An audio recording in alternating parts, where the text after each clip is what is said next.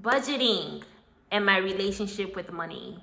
Let's talk about it. So on my debt-free journey, I am growing my relationship with money. I am noticing my relationship with money. And I can say that my past relationship with money was delusional. I've always been very optimistic about money, but in that optimism came the delusion, and almost to the point where I can be unrealistic. My mindset has always been, if I spend it today, I want to get it back tomorrow.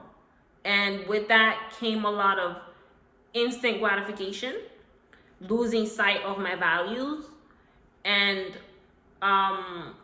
just living for survival, and not necessarily considering like longevity, not necessarily considering long-term plans, or what I really want to do when I am ready to settle down with my life. I feel like my relationship with money before was unserious. It didn't have boundaries. I should say. I've said yes in a lot of situations where I should have said no. I'm very much a giver, so I often would give in times where I actually don't have. And also, just freedom. I haven't really considered that in my past relationship with money. So, for example, last year, I traveled 2 places, and my mindset with money today and right now, as it's been for the past month, if I had the same mindset in the beginning of last year, I probably only would have traveled 1 place. And this is not to say I regret any of the decisions of traveling. Like, I would not change it for anything. The situation of paying off my debt is forcing me to pay attention to where my money is going, to track my money, and especially to budget. And so this brings me into what budgeting has been looking like for me. You know, when we're spending our money day to day, moment to moment, we can see it based on our banking statements. We can log into our banking app. I log into my banking app and I look at where my expenses have gone, right? And I can only see this in number form, in mathematic form. But budgeting to me is like taking those numbers and allowing myself to see it in a picture format, for me to literally see what I'm doing with my money. And I have to see how much of my money is going towards my needs, right? So there's that. And a lot of that I have to also compare with my wants. So I'm going to share with you guys what budgeting has looked like for me since I've embarked on my debt-free journey in 2025. It has really required me to budget, and no joke. For budgeting, to allow me to do that, I don't use any special programs. I just use Excel sheet, and I use a form that allows me to divide it in a housing category, and also a category for entertainment bills, a category for transportation bills, a category for loans, a category for insurance, for food, savings and investments, and personal care. Some of these categories I don't put anything in if it doesn't resonate with me during a certain season of my life. The majority of it is used. So we'll start with disclosing to you guys how much I bring in on average a month. And this can change. It will change. And so I won't go through too much details, but I'll give you guys an idea. I'm bringing in $4,200 a month, right? And a large portion of that, of course, is going to go towards my mortgage or rent.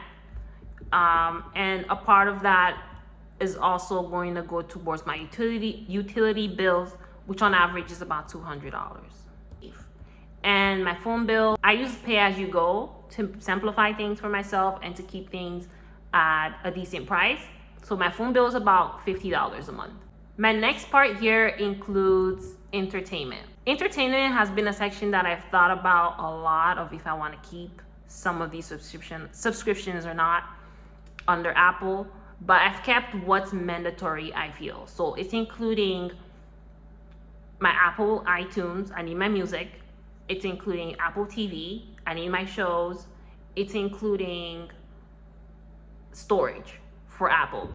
So Apple, including my Amazon Prime, is totaling about $54 to $55 a month on average for my entertainment. Then there's a transportation section. So for this section, it can also vary up and down. So I won't really disclose that. And the next part here is gonna be my loans.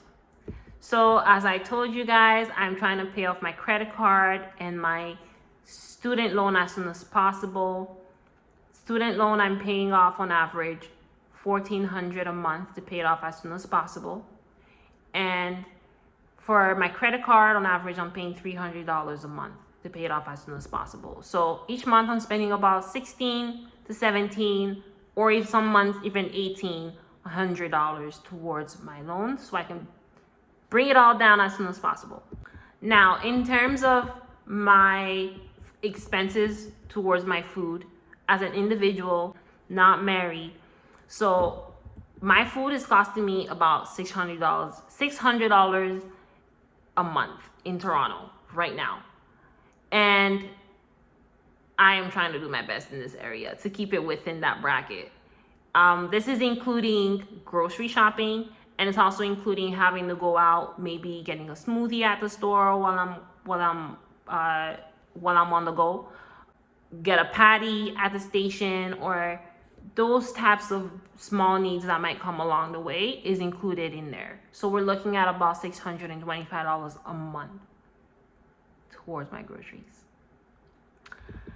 Now, there's also a small, I know I mentioned that I'm not investing into any long-term plans right now, but I always keep some money going towards my savings, and right now I've kept it as low as $50 a month.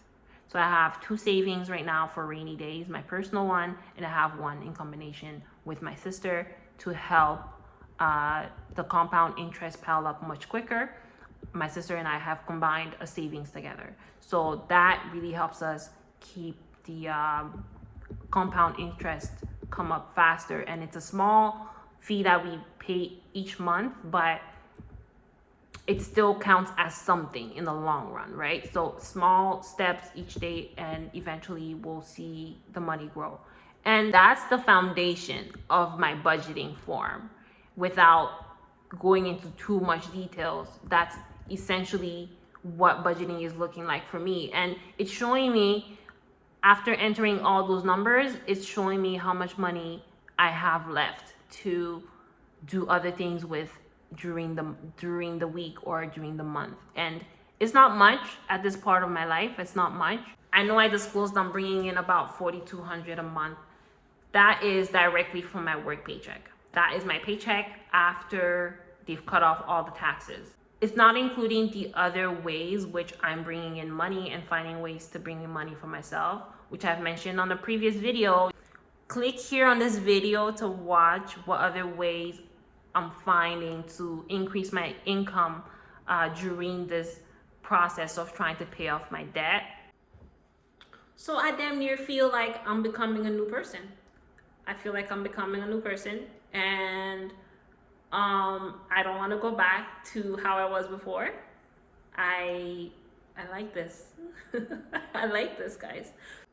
Thank you so much for watching. Please subscribe to my channel, help my channel grow. Like this video if you like the information I shared today, if you like the story and experience I shared today, and also comment. I'll see you guys on the next video. Peace.